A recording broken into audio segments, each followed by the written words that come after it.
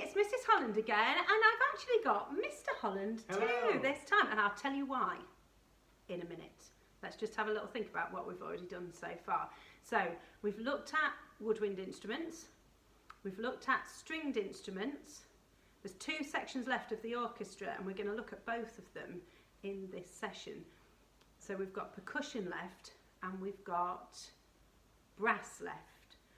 And the reason I asked Mr Holland to come is because he plays the drums and he plays percussion instruments. So if we look at the percussion section of an orchestra, basically anything that you find in that section is probably something you can hit.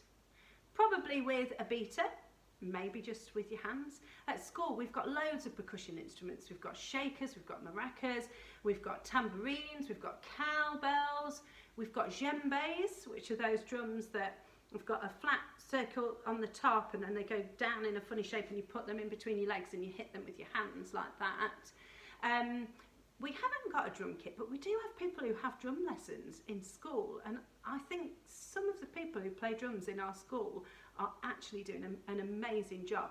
Now, Mr Holland, how old were you when you started playing the drums? So I started playing drums when I was 12. Oh, okay. So that's older than everybody in our school. Yeah. So if you haven't started yet, don't panic. There's still time to do it, because Mr Holland is a really, really good drummer. What have you got with you now? So normally I play a big drum kit. What sort of drum kit? So you got the bass drum, which is the big drum at the bottom, and then a snare drum, which makes a little crack sound.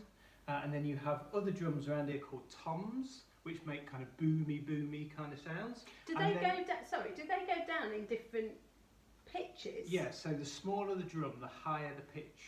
So you go down and you have your lower ones down to the side and your higher ones up the top. And the bass drum is obviously... And the bass drum's the kind of lowest one. So I usually play that, and then there's cymbals all around as well, which are kind of like a splashy kind of sound. So that's what I usually do, but today I've got a special box called a cajon, which is spelled C-A-J-O-N. So it's very clever. And that's a percussion instrument. Yeah. Would you find that in an orchestra? I don't think so. Maybe in a kind of new kind of orchestra. Yeah, but if you were categorising instruments like we are, it would be in the percussion section, wouldn't it? But usually it's used with lots of acoustic instruments. Okay. So, but it's a special box, and the reason it's special is because you can make 2 different sounds with it. So it's just one big wooden box that you can sit on. It's got a hole in the back, and then you sit on it, and I tip it back a little bit, and if I hit it in the middle, I get a boom sound. If I hit it at the top, I get a snap kind of sound, which is like a bass drum and a snare. Oh yeah. Okay, so if I play a little beat,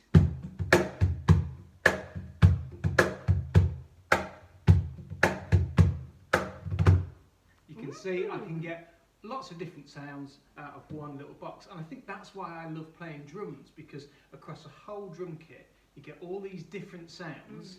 And I can play lots of different things that create lots of different types of sounds and allow me to express myself, which is why I love doing it. Very good. Shall we have a little bit of fun? Yeah. Do you reckon if Mr Holland plays a rhythm for us, we could find the pulse? Because really, percussion instruments, yes, you hit them, often you use a beater, but really they are there for the rhythm, aren't they? Yeah. They hold music together with their rhythm. In an orchestra, they also add amazing dynamics and different sounds, but often a percussion instrument is there to hold the rhythm. So if you set a rhythm going, we'll see if we can find the pulse. Now, if you're at home, feel free to go and find something to make an instrument with. You might even have drums at home. You might have pots, you might have pans.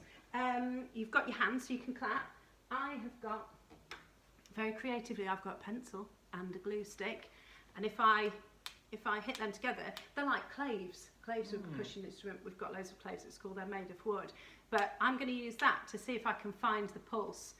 Play as a rhythm, Mr Holland. Let's see if we can find the pulse together. Okay.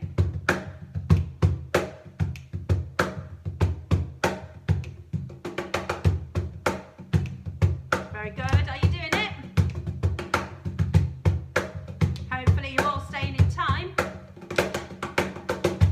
Very good.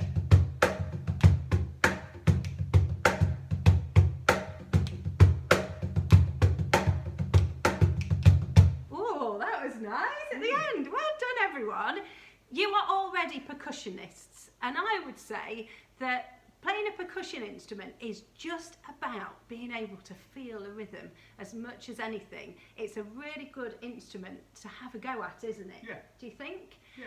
And like with all instruments, it takes a lot of practice. Anyway, thank you, Mr. Holland, for that. Pleasure. That was a lot of fun. Maybe we'll see you again another day, but because we've only got one session left, I thought we would try and squash in the brass section as well. So it's only going to be quick. We've had a good go at the percussion, but the brass section is full of instruments that are literally made of brass, and usually you blow into them, and the way that you make the sound is through the vibrations that your lips make as they blow into the instrument. They often have a big horn on the end, and that's where the sound resonates through. So let me think of some brass instruments. A trumpet.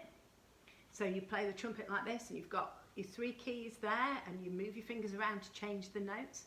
It's a fairly high pitch, a trumpet is, and the sound comes out of the big sort of cone shape at the bottom, that's where the sound comes out. So you've got a trumpet, a trombone that hasn't got keys on it, it's got that slidey thing like that, and you can go like that as you play the trombone. That's how you change the notes on a trombone. There's a French horn, which is also a fairly high pitch. You play that a bit like a trumpet. Something called a euphonium, which is a really big instrument. You have to play that sitting down, and it's got a big horn that sort of sits above your shoulder like that, and you blow into them all in the same way, but not like a woodwind instrument. When you're playing a woodwind instrument, you either blow over it or you blow into it, and the reeds help make the sound. With a brass instrument, you have to kind of make a special shape with your lip, and you don't just blow into it, you have to kind of make a sound as you do it, so you create the vibrations as it goes in. Now, you most likely hear brass instruments maybe in a marching band or even in a fanfare. When I did Tudors with the year 4s last year rather, they looked at Tudors, and they did amazing fanfares with their trumpets. So I found a piece of music, and the reason I've stuck the percussion and the brass together is because this piece of music has got both in it. It's got a brass ensemble, so there's lots of different brass instruments. You'll spot them, you'll spot trumpets, trombones, euphoniums, maybe even a tuba, which is a really big instrument. And again, like the other instruments, the bigger the instrument, usually the lower the sound that it makes. You'll spot all of these brass instruments, and then you'll see some percussion as well. And there's a couple of people playing percussion. You might hear a triangle, you might hear a glockenspiel, and you will definitely see something called a timpani drum, which is a massive drum, and it's got a kind of, it's almost like a shell on the bottom like that, and when they hit it with the beaters, it really resonates, it makes a really loud and a very big sound. But I wanted to finish with this song. Again, it's from a film, some of you might recognise it, it's a theme tune from a film. But it's just brass instruments, and it's just percussion instruments. So enjoy it, look out for those instruments, and I'll see you again another time.